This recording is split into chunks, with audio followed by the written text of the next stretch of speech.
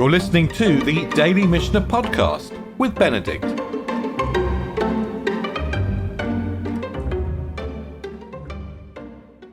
As we jump into the third chapter of Sotah, we're going to get into the detail of actually how the sacrifice is brought and the water is drunk. And we've already talked about the fact that the offering, it's a meal offering, it's a very simple offering. There's no incense, there's no smell on it, there's no oil on it. It's just barley. We've already talked about the fact that it's brought in this Egyptian basket. It's a coarse basket. And perhaps the reference to Egypt is a reference to some kind of Egyptian standards of morality. We're not quite sure. But we can't bring it to the altar in an Egyptian basket. We need to bring it in a service vessel belonging to the temple, the Mikdash. So the Mishnah begins just by talking about transferring it. So he takes her offering out of the Egyptian basket. And he puts it in one of the service vessels of the Beit Mikdash. So it's now in a holy vessel. And he puts it on her hand. So she's still carrying it. And the Kohen places his hand on hers and he waves it. So it's going to be waved backwards and forwards at the altar, a bit like waving the lulav. I mean, it was physically waved up in I think in the four directions. It's waved.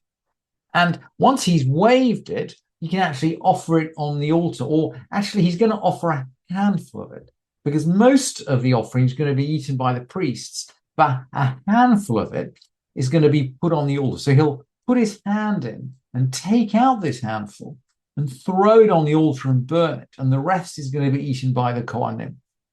He waves it and he brings it near. That means he brings it near to the altar.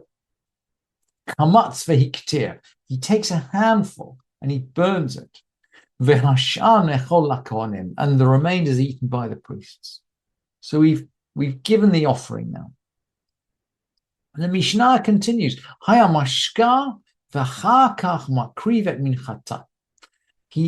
He gives her to drink, and after he offers her meal offering. And Rabbi Shimon is going to disagree. Rabbi Shimon omer makrivet minchata ve'achar kach mashka. Rabbi Shimon says, no. He offers first, and then he gives her to drink. And he's going to quote a verse to help himself along. Ve'achar yashke et haisha et hamayim. And afterwards, he'll make the woman drink the water. Now, he's bringing a verse to help himself along, but actually, the verses are ambiguous. So it's worth just taking a look at the verses just to remind ourselves. And we've said, V'chatav et ha'alot ha'eli, the priest is going to write these verses down. Basefer, in a book, umacha el mei hamarim, and he's going to blot them out with the bitter water. Interestingly, the Mishnah never explains how he blots them out. Maybe it assumes that we know he's going to drop the scroll in the water. And then the verses continue, and he's going to cause the woman to drink. And then the verses say,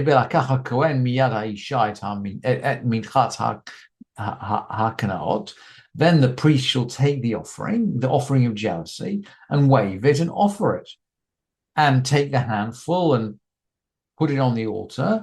And afterwards she'll cause the woman to drink the water. So he seems to, the verses talk about drinking twice. First, he's going to write and blot out and make the woman drink. And then he's going to take the offering and offer it. And then he's going to make the woman drink. So the order's not clear. And the fact that it's not clear, that is what Rabbi Shimon is arguing about. Everyone agrees that after the words are blotted out, she drinks. But whether the offering is brought before or after is not clear from the verses. And so the Mishnah, Rabbi Shimon disagrees in the Mishnah, but the Mishnah rules, if he gave it a drink and then offered the meal offering, it's valid. So I think the halacha goes according to Rabbi Shimon, but we can do it either way. What if she refuses to drink? What if she refused to drink?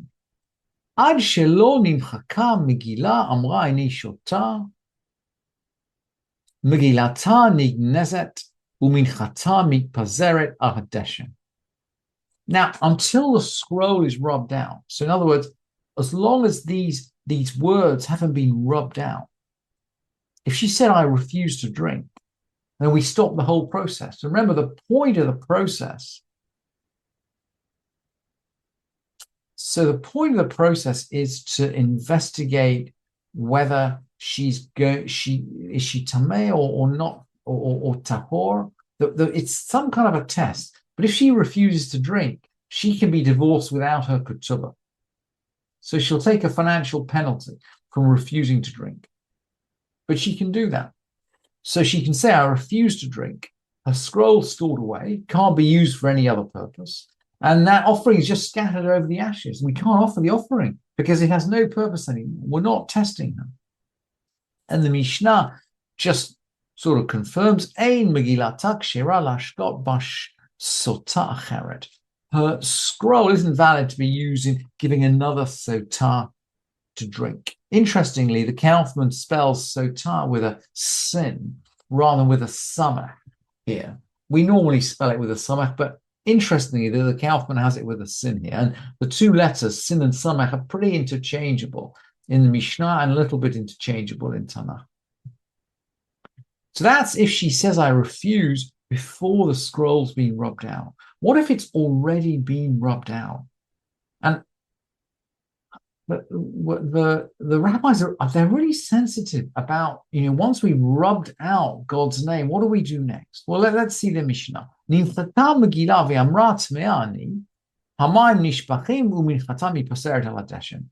So once the scroll's been rubbed out, if she says, Tamea ani, I've been defiled, at that point, we just pour out the water and we just scatter her meal offering over the ashes. It's not a valid offering. We don't need it anymore. There's no doubt as to what's happened. She said, Tamea ani, I'm defiled. And she'll be divorced without her ketubah. So it's not very different from saying, I refuse to drink. But, Nimchaka ha-megillah amra eini shota. Once the scroll's been rubbed out, if she said, I refuse to drink, which has the same financial consequences, gosh, well, at that point we've already rubbed out the name of God on this text. Interesting comment on our scale of values here. She says, I refuse to drink. Eini shota. The Mishnah says, Me'ararim ota. We stir her up. What that means is not quite clear. Me'ararim ota. We stir her up. Maybe we give her a lecture about the fact that the water is a fair test, that if she's pure, then she'll pass the test. So maybe we give her a little bit more courage to go into the test. Maybe we physically force her. That's one of the possibilities put forward in the Gemara. Maybe we physically force her. So the Mishnah continues, Ma'ararim ota, we stir her up in some way. One translation given actually in the translation of the Yerushalmi is we make her gargle. So maybe we kind of make her do some kind of gargle exercise to make sure she drinks. It's not, or maybe we pour it down her mouth. It's not quite clear. Anyway, ma'ararim ota, we stir her up. Umashkin ota al kulcha. We actually make her drink against her will. Really, really interesting conclusion to the ceremony, that at this point, even if she said at this final stage, if she says, I don't want to drink, we are going to make her drink against her will. Thank you for listening to this edition of the Daily Mishnah Podcast with Benedict.